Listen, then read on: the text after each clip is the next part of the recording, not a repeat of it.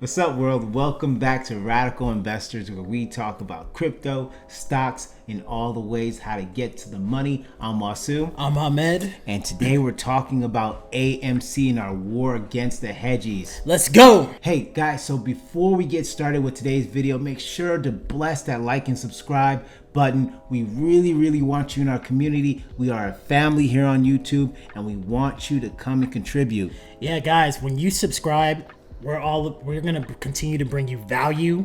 We're looking for 10x plays minimum. So join, subscribe if you want to hear our value proposition, and let's get back to the Ape Army.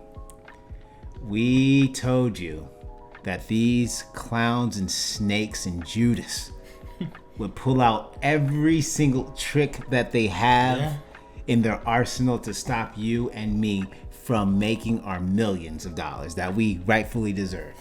Yeah, guys. And that's what they're doing today. Today was a very interesting day, but today was one of those days that give you absolute clarity. Absolutely. If you thought this wasn't going to be an all-out war between the hedge funds and retail investors, today was the day that they gave you your answer. Yeah, tactics were out there, guys. Today, there was a management firm by the name of Mudrick Capital. Mudrick was trying to throw mud on AMC today, guys. Bunch of punks. Yeah, so they acquired 8.5 million new shares that was issued by AMC, and they immediately dumped it. Right? They immediately tried to dump it and tried to flood the marketplace with this for, in their eyes, an easy profit, because they saw that the stock was quote unquote overvalued. That's the words that they use, guys. So not only did they dump it, but they went to all the media organizations and immediately started spreading FUD, right? Fear and uncertainty and doubt.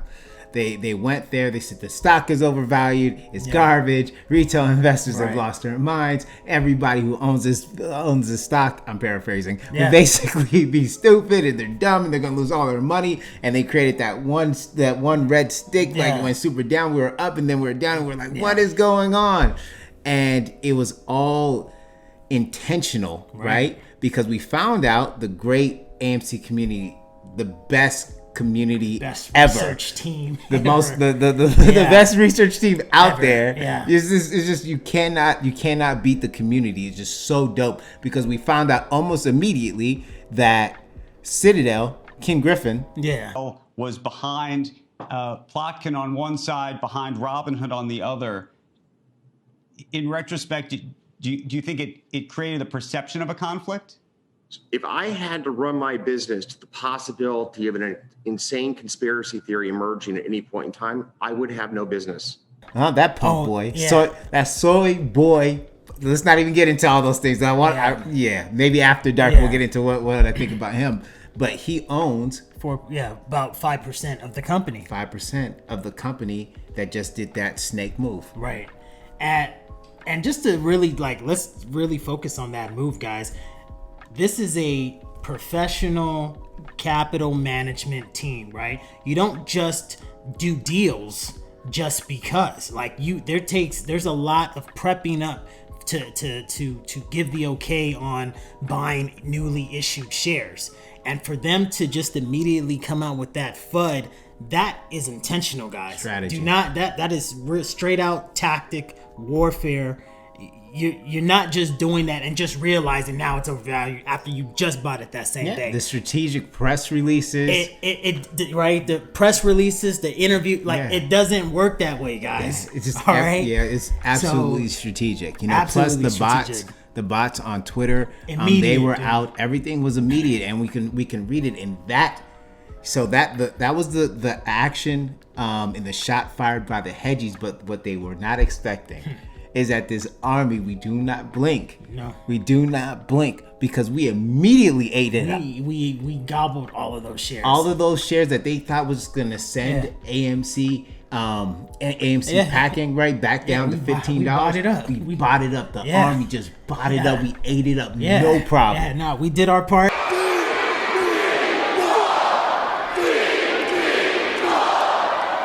And yeah, dude, we were telling people like, yeah, this Feed is me a more, great baby. this is Feed a great me entry more. point right here. So yeah, and then, guys. and then the after hours, we just started ripping. So now we've at this point at filming, at this point that we're filming, we've surpassed the all-time high. I believe the all-time high was about $35 or something like that, and we're now sit at 38, almost $40. Almost 40, guys. Are you kidding me, apes?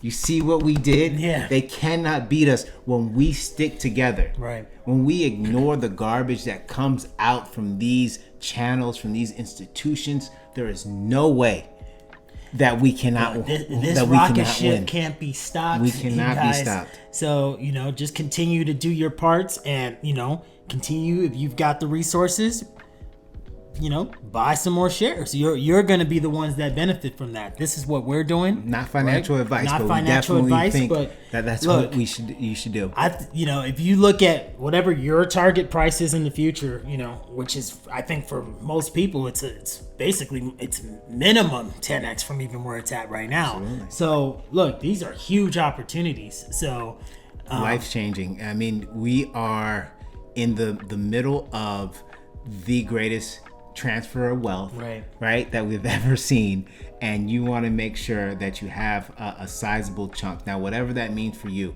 don't go out and take extra loans or borrow from loan sharks, any crazy thing like that. But if you have some extra pocket change, if you're not going out to see a movie at AMC, put some money away, add it to your AMC portfolio. You will thank your past self in the future. For sure, 100%. And also for us, I mean, the bigger picture for us is really just what it represents. Like I love the idea of being part of this moment in time. Like this is going to be something once it plays out. This ding in the universe, the thing that Steve Jobs talking about, having that experience. Well, this is an experience for us collectively, guys, to be part of that. Like, oh, remember when Grandpa, when he took it to the hedges and he made a fortune for our family. These are the stories that are going to be told, guys. 1,000%. Like this is how it's going to play out. Yeah. So do as you please, but it's happening, and it's so awesome. So let's take a step back. The reason why AMC raised the money, obviously, right? I think that was kind of overshadowed a little bit. Absolutely, it was. Earlier, last week they had A Quiet Place #2 that came out. Biggest opening pandemic era type of situation. So they had the biggest opening. It seems like people are heading back to the movies. We're going this weekend out here in Southern California to check out A Quiet Place 2. I've been waiting for that movie for so long. And you don't want to have that type of experience in the house. It's just better in the theater.